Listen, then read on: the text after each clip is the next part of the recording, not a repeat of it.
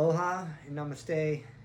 Thank you again for coming back and joining me for Krishna book reading number 7.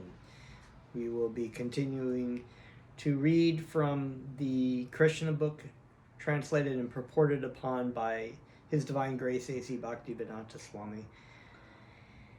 And so, welcome. Let me offer my respects to all of you, and offer respects to my spiritual teacher, Guru Siddhaswarupananda Paramahamsa, and his spiritual master, who of course is A.C. Bhaktivedanta Swami, who we're reading from this book.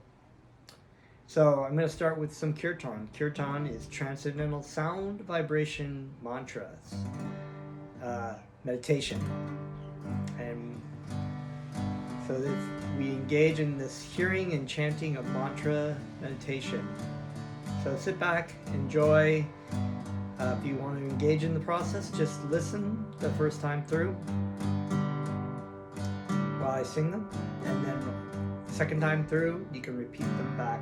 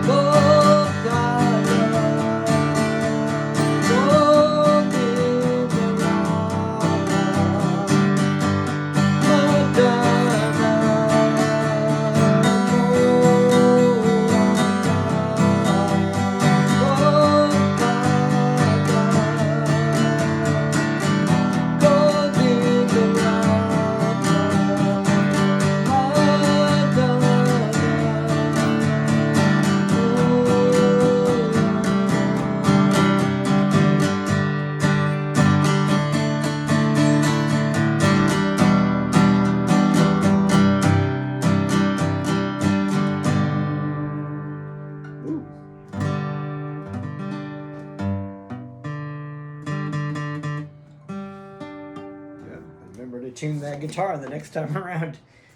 Okay, Haribol. And that is our kirtan. And so we're going to get right into our story. No hesitation right here. And we were reading from chapter 2, entitled Prayers by the Demigods for Krishna in the Womb. And as we were reading previously, we knew that there was actually a situation where Krishna appeared in the mind of Vasudeva and was transferred to the mind of Devaki, and we were reading about that. We're also reading about the seventh son, how Krishna ordered his Yoga Maya, and we were discussing about Yoga Maya. Yoga Maya is Srimate Radharani. It is the internal potency of the Supreme Personality of Godhead. In the material world, her shadow is reflected as Durga or as Maya Devi, and her job in the material world is to delude her energy. She deludes the living entities into believing that they are their body and their mind, that they can find happiness and satisfaction and sense gratification and material happiness away from Krishna. And that's her job, because the living entity has free will. We have free will. In other words, people say, well, why doesn't God show himself to us? But it's because we've actually chosen to turn our back to God. We've turned our back for God. We've decided we want to play the controller. But there can only be one controller, and that's Krishna. Every other energy and every other living entity is the controlled, or the loving servant. So in our attempts to try to be Krishna, we've been given free will to try to enjoy and find happiness in this world under the jurisdiction of Maya Devi, who is also serving Krishna, because, Krishna loves everyone. But when you love someone, you don't force them to love you. So people are always like, well, why doesn't Krishna show himself? Or why doesn't Krishna, make it so that we love him? Have you ever heard of a situation where somebody tries to make them love them? It doesn't work that way. There's free will involved. So in this case, Yoga Maya, Krishna ordered Yoga Maya to transfer Balaram, or the seventh son, who is actually an expansion of Krishna. He is also known as the Supreme Personality of Godhead, from the womb of Devaki to the womb of Rohini. And so because of the Yoga Maya energy, it made it appear to many people that actually she had a miscarriage. Devaki had a miscarriage.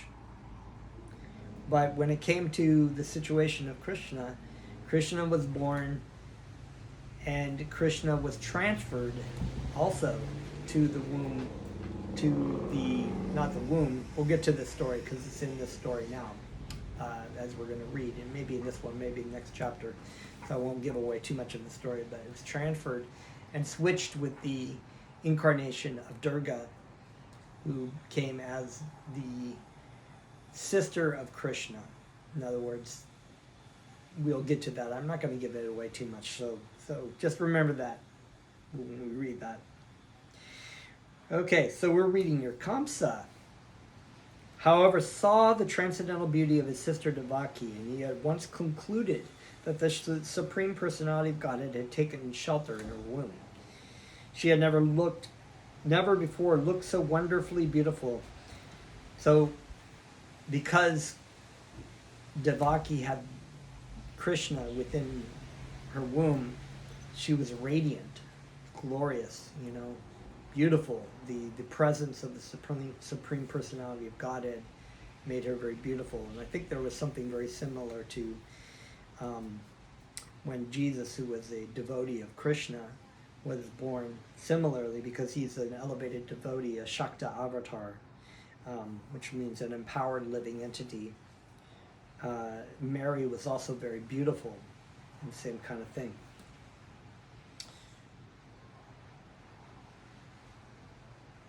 She had never looked so wonderfully beautiful. He could distinctly understand that there was something wonderful within the womb of Devaki. In this way, Kamsa became perturbed. He was sure that the Supreme Personality of Godhead would kill him in the future, and that he had now come. Kamsa began to think, what is to be done with Devaki? Surely she has Vishnu or Krishna within her womb. So it is certain that Krishna has come to execute the mission of the demigods. And even if I immediately kill Devaki, his mission cannot be frustrated. As I was saying that, similarly, there's a Vedic adage that says, whoever Krishna protects, no one can kill, and whoever Krishna wants to kill, no one can protect. So similarly, the mission of what Krishna wants on this planet cannot be offset by any demons. And even if I immediately kill Devaki, his mission cannot be frustrated. Kamsa knew very well that no one can frustrate the purpose of Vishnu. Any intelligent man can understand that the laws of God cannot be violated. His purpose will be served in spite of all impediments offered by the demons. Kamsa thought, if I kill Devaki at the present moment, Vishnu will enforce his supreme will more vehemently. To kill Devaki just now would be a most abominable act. No one desires to kill his reputation, even in an awkward situation. If I kill Devaki now, my reputation will be spoiled. So he has a little bit of intelligence now. Before he was ready to kill her, but I think he's probably understood now that in this Vedic civilization, if you are, if you're a child killer, or if you're a killer of your daughter or your sister or mother or whatever, it's actually quite bad. Your reputation in the Vedic system will be ruined. Devaki is a woman and she is under my shelter. She is pregnant, and if I kill her, immediately all my reputation, the result of pious activities and duration of life, will be finished. He also further deliberated. A person who is too cruel, even in this lifetime, is as good as dead. No one likes a cruel person during his lifetime, and after his death, people curse him. On account of his self-identification with the body, he must be degraded and pushed into the darkest region of hell. Kamsa thus meditated on all the pros and cons of killing Devaki at that time. Kamsa finally decided not to kill Devaki right away, but to wait for the inevitable future. But his mind became absorbed in animosity against the personality of Godhead. He patiently waited for the deliverance of the child, expecting to kill him, as he had done previously with the other babies of Devaki. Thus merged in the ocean of animosity against the personality of Godhead, he began to think of Krishna and Vishnu while sitting, while sleeping, while walking, while eating, while working, in all the situations of his life. His mind became so much absorbed with the thought of the Supreme Personality of Godhead that indirectly he could see only Krishna and Vishnu around him. Unfortunately, although his mind was so absorbed in the thought of Vishnu, he is not recognized as a devotee because he was thinking of Krishna as an enemy. So this is Krishna consciousness, is the idea of observing and being aware of Krishna and serving Krishna in different ways through your whole life, through your day, by what you do and how you act. When you get up in the morning, you offer food to Krishna. When you do your japa, you chant, you think about Krishna. When you work maybe for money, but you use that money for Krishna activities. So in this way, this is the absorption of your mind, which is normally absorbed in external things that we are attempting to find to satisfy our senses, because we believe that we are in control. We are the controller, the enjoyer. Therefore, our goal in life is to try to squeeze out as much happiness, because the natural happiness and natural seeking of happiness is a normal thing, and that is our normal relationship that we had with Krishna eternally. But we decided to want to become the enjoyer, and therefore we turned our back from that. and we had to find our happiness, that longing, in many other things, and we find it through the boy or the girl or sex or money or buying the car or whatever it might be, fame, going on Facebook and scrolling. There's so many different things that we try to externally, and so that's why it's said in the Bhagavad Gita, one withdraws his senses like the turtle withdraws his arms, is situated in transcendence. This is this Krishna consciousness. But unfortunately, Kamsa was not thinking about Krishna in a loving way. I want to serve you. So thinking of him in fear, as an enemy. The state of mind of a great devotee is also to be always absorbed in Krishna, but a devotee thinks of him favorably, not unfavorably. To think of Krishna favorably is Krishna consciousness, but to think of Krishna unfavorably is not Krishna consciousness. At this time, Lord Brahma and Lord Shiva, accompanied by the great sages like Narada and followed by many other demigods, invisibly appeared in the house of Kamsa. They began to pray for the Supreme Personality of Godhead in select prayers, which are very pleasing to the devotees, and which award fulfillment of their desires. The first words they spoke acclaim that the Lord is true to his vow. As stated in the Bhagavad Gita, Krishna descends in this material world just to protect the pious and destroy the impious. That is his vow. The demigods could understand that the Lord had taken his residence within the womb of Devaki in order to fulfill this vow. The demigods were very glad that the Lord was appearing to fulfill his mission, and they addressed him as Satyam Param, or the Supreme Absolute Truth. Everyone is searching after the truth. This is the philosophical way of life. The demigods give information that the Supreme Absolute Truth is Krishna. One who becomes fully Krishna conscious can attain the Absolute Truth. Krishna is the Absolute Truth. Relative truth is not truth in all the three phases of eternal time. Time is divided into past, present, and future. Krishna's truth always, past, present, and future. In the material world, everything is being controlled by supreme time in the course of past, present, and future. But before the creation, Krishna was existing, and when there is creation, everything is resting in Krishna. And when this creation is finished, Krishna will remain. Therefore, he is the absolute truth in all circumstances. If there is any truth within this material world, it emanates from the supreme truth, Krishna. Actually, also, Krishna is the source of all things, said and not said. So therefore, all things come from Krishna. But not all things sometimes are beneficial for our means. So there are many things. There is an external energy, and that external energy is the material energy that exists in this material world, which we have become deluded by, and we attempt to serve and attempt to try to find our happiness through. But we can actually utilize the material energy with the understanding that it belongs, as it says in Sri Upanishad. Everything animate and inanimate is owned and controlled by the Supreme Lord, and we should know what our quota is. We should know what we've been given, and not try to strive for unnecessary things in our life. Sometimes people are, because of their karma, are given a lot of money, or they're given a lot of fame, while other people don't. But if we just redirect whatever we have in the service of God, because it belongs to him anyway. We don't really own, the reality is we don't really own anything. We don't own anything. We're temporarily in possession of things. But people get so upset about losing things and having to give up things in their life. Their husband dies, and they're just like, why?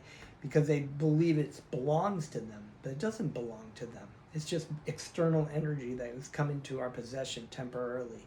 But if we take that energy and we utilize it, whether it's like, if I have a car, I can take my car, I can go to work, I can make money at work, and I can use the money for buying food that I offer to Krishna, and I do the work for Krishna.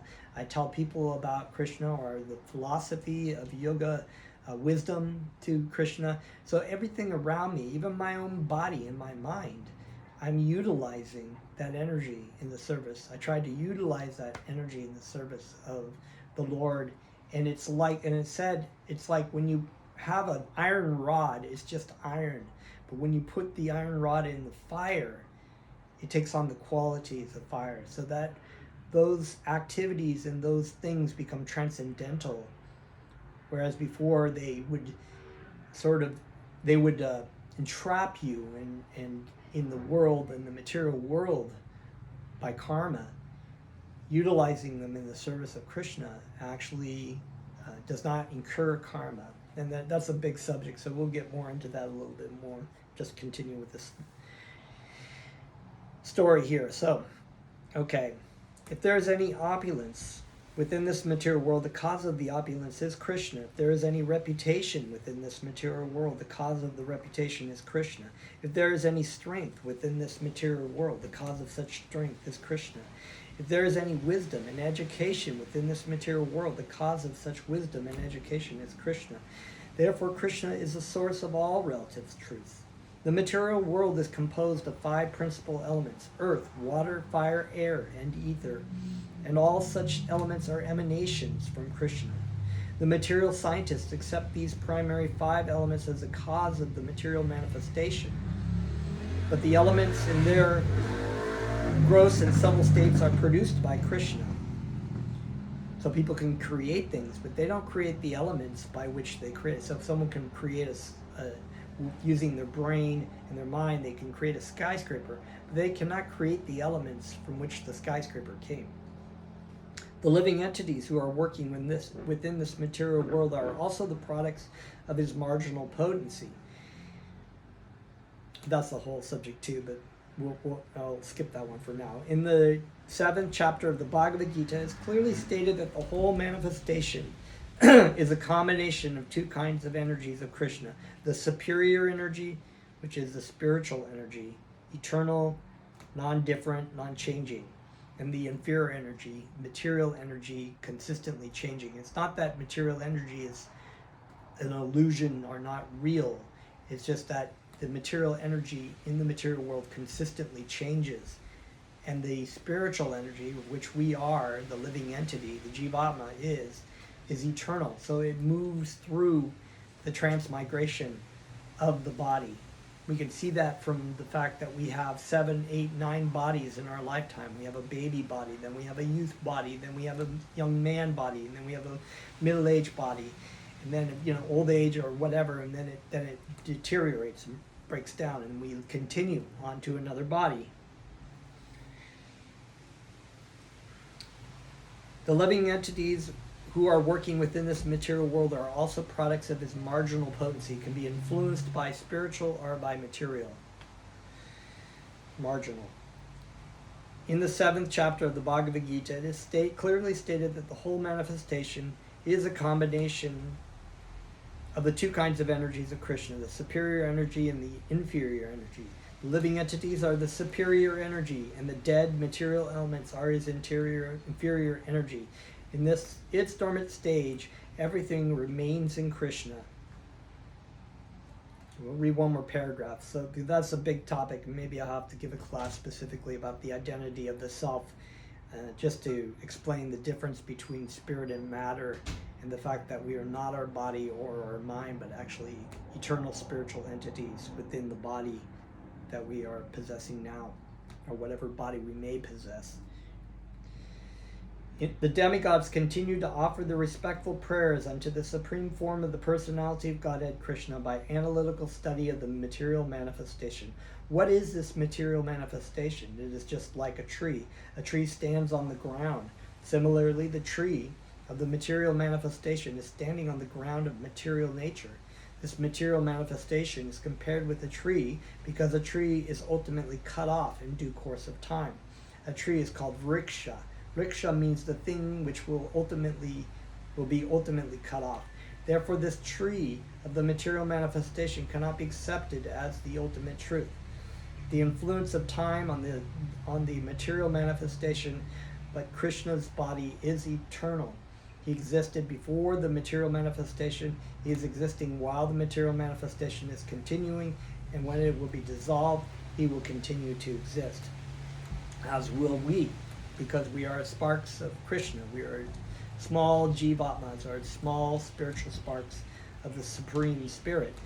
And so we cannot say that anything in the material world, whether it's our body or things that have to do with our body or our mind, are ultimate reality. We can't accept that, because ultimately all things will pass. In other words, we may find that we take shelter in a wife or a husband. We love that person. We think that that woman is who I'm married to, and that's who that person really is. And we don't really even know who that person is, because they're spiritual in essence, but we're identifying each other as material. And therefore, when the body dies and that person leaves, that relationship is over. And so similarly, the things that we have, we buy a new car and we think, oh, this car is awesome, look how cool I look in it. And then it's like the car starts to break down after 10 years, 15 years. And it's not, or it's not so cool anymore. Or we are beautiful, we see a beautiful woman with a beautiful body and we think, oh, I'm going to get that girl, I'm going to marry that girl. And then, it's like the Hollywood happy ending story. Never tells you about 5 years or 10 years down the line when the guy is all fat and the girl is like, her boobs are going south and everything is going south and their hair is gray and the guy is going bald, and it's like, then oh, I'm so tired, what I thought was cute about you before now is really, you drive me crazy, and I want to get a divorce. So it's like they're identifying that with this idea, this image that's just not real, and their body is not ultimately real either. It's real in the fact that it's a real energy, but it's not eternally real. It doesn't last. So we're going to read more of that, of the prayers of the demigods, because it's a bit of a long subject matter. There's a lot of information about the science of identity that we can discuss. And also we can get into the issue of reincarnation. What is reincarnation? It's a real, very important subject matters. So thank you very much. If you have any particular questions or thoughts, feel free to go to my YouTube channel, watch the videos, subscribe, like, and put a question in there. I'll try to get back to you and answer your questions. So thank you very much. Let's chant, okay?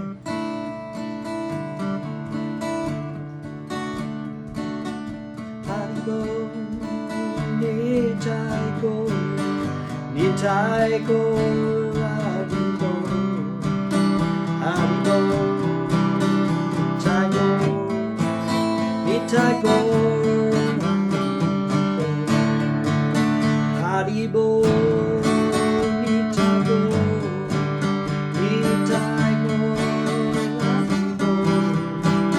Haribo, Nitai Go, Nitai Go, Haribo, Hare Krishna, Hare Krishna, Krishna Krishna, Hare Hare, Hare Rama, Hare Rama.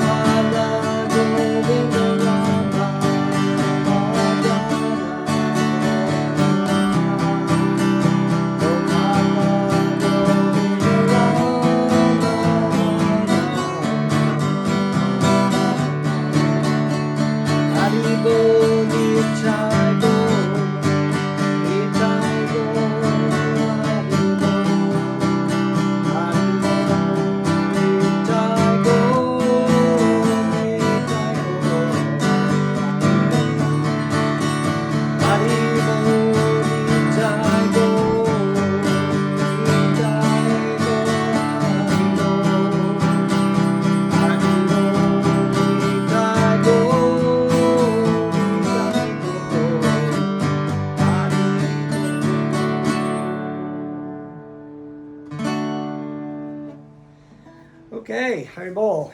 Thank you so much, and we will see you next time for my next video.